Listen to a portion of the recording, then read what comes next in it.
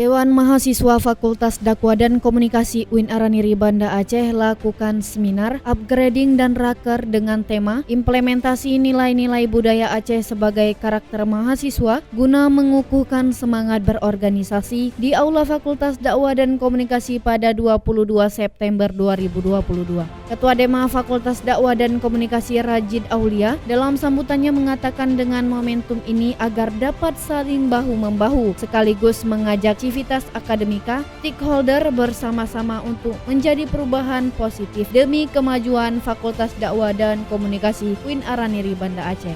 Wakil Dekan 3 Bidang Kemahasiswaan dan Kerjasama, Sabirin Esos IMSI, dalam sambutannya mengatakan dengan adanya seminar, upgrading dan raker dapat menjadi upaya dalam memahami fungsi Dema sebagai level tertinggi dan contoh yang baik, melakukan program kerja yang realistis dan memiliki relevansi sehingga menjadi program unggulan yang layak dilaksanakan. Dekan Fakultas Dakwah dan Komunikasi, Dr. Kusmawati Hatta MPD, dalam sambutannya sekaligus membuka acara mengatakan menjadi seorang pemimpin harus mampu memimpin diri sendiri terlebih dahulu. Selanjutnya, Dema juga menjadi wadah memperbaiki kapasitas diri, memperbaiki struktur fakultas, dan mempercepat proses perkuliahan bagi mahasiswa.